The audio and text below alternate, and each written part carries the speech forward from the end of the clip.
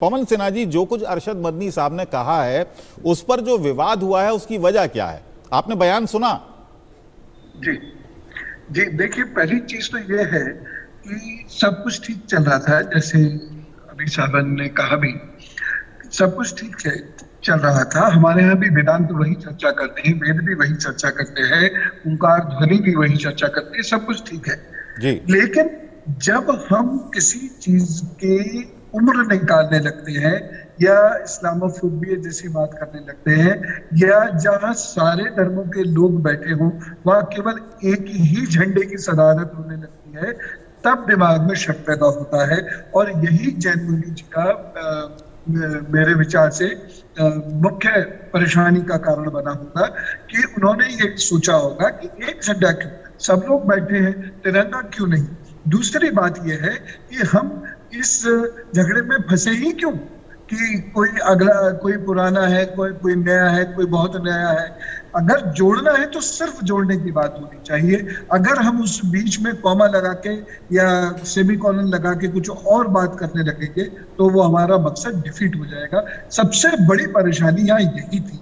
और जो जिस तरफ लोगों के इतने बड़े चेहरे थे धर्म गुरुओं के, वो जिस तरीके से वहां बैठे हुए थे और हम एक डिस्कशन को दूसरी ओर लेके चले जा रहे थे, वह ठीक नहीं था। इसलिए बाकी धर्म गुरुओं का वो प्रतिरोध था और ये ऐसा कभी नहीं होना चाहिए। जोड़ने की बात में सिर्फ जोड़ने की बात होनी चाहिए। जी पवन सिन्हा जी, जी, हिंदू मान्यताओं के मुताबिक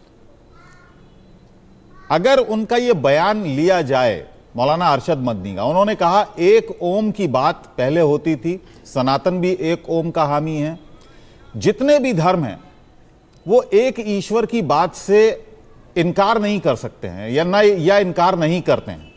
उनका जो बयान है हिंदू धार्मिक मान्यताओं के मुताबिक, क्या वो सही कह रहे हैं? जी, जहां तक हम वेद की बात करते हैं, उपनिषद की बात करते हैं, तो यहाँ पर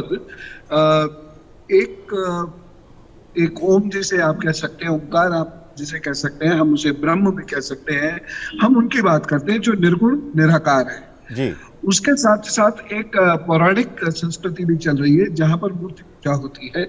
मूर्ति पूजा भी कहीं बंद नहीं है, लोगों को ये भ्रांति है, मूर्ति पूजा का निषेध कहीं नहीं है। और हिंदू धर्म में इतनी लिबर्टी है कि एक तरफ चारवाक और आजीवक है तो दूसरी ओर सांख्य दर्शन भी है, वज्रायन ऋषि भी हैं, तो वहां पर तीसरे सूत जी भी अपनी बात कह रहे हैं, शौनक ऋषि भी अपनी बात कह रहे हैं, और वैष्णव संप्रदाय है, अनेक संप्रदाय वहां पर है, और वहां कोई परेशानी की बात नहीं है, जो जैसा चाहे इबादत। उन्होंने दो बातें कही, एक तो एक ओमकार एक ईश्वर की उन्होंने बात की, दूसरी बात उन्होंने कही कि जिसको हम आदम कहते हैं, आदम से आदमी बना, उसको आप मनु कहते हैं, जो पहला व्यक्ति दुनिया में आया उसको आप मनु कहते हैं, मनु से मनुष्य बना, यह बात भी उन्होंने कही। इससे सहमत हैं आप? हिंदू मान्यताओं के मुताबिक क्या है? सही नहीं है, क्योंकि मनु और शत्रुपा की जिस वक्त में हम बात कर रहे हैं उस वक्त में आदम और हव्वा नहीं है। उस वक्त में आदम और हव्वा का जन्म होता है अफ्रीका में, और मनु शत्रुपा का जन्म होता है त्रिविष्ट प्रदेश में, भारत के अंदर। तो ये बिल्कुल गलत था उनका बयान, और उनको इतिहास की, खासतौर सनातन इतिहास की नहीं, वो भी तो कह रहे हैं कि आदम वो भी ये मानते हैं कि आदम का जो जन्म हुआ वो भारत में हुआ। नहीं, आदम और हव्वा, एडम और ईव, ये सब अलग अलग हैं और सबके अपने धर्मशास्त्रों के अनुसार इंटरप्रिटेशंस हैं। हम लोग जिस को मानते हैं वह मनु और शत्रुपा है। मनु और शत्रुपा शेष से बच के आए, यानी पूर्व कल्प से इस कल्प की ओर आए हैं, और उनका आदम और हव्वा से कोई लेना देना नहीं। पवन सिन्हा जी, किस तरह से, किन बातों का ख्याल रखना चाहिए? जो मान्यताएं हैं सब जानते हैं, हिंदू मान्यताएं क्या हैं। इस देश में बहुत सारे धर्म हैं और सभी धर्म एक दूसरे की इज्जत करते हुए आगे बढ़ते आए हैं और आगे बढ़ भी रहे हैं। किन बातों का ध्यान रखना चाहिए था मौलाना अरशद मदनी को? धार्मिक पहलू से मैं बात करूं, अगर उनको ये समझना चाहिए कि कभी भी रिलीजन्स को कंपेयर नहीं करें, किसी को भी किसी भी रिलीजन के साथ कंपेयर करने की जरूरत नहीं है। सबकी किताबें अलग है, सबके पीर पैगंबर अलग है, सबके देवता भगवान अलग है, सबके काम अलग है, सबकी थ्योरीज अलग है।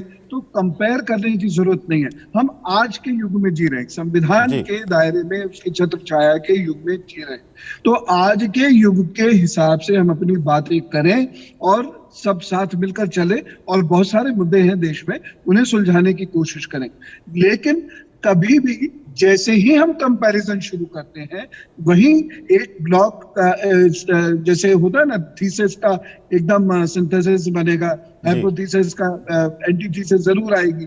तो वो थीसिस उन्होंने दी, एंटीथेसिस आ गई। तो वो इस प्रकार की बातचीत करना कोई भी व्यक्ति बंद कर दे, क्योंकि हर धर्म का उदय उसकी विशिष्ट परिस्थितियों से हुआ। ठीक है। इसलिए ना कोई सुपीरियर है ना कोई इंफीरियर है।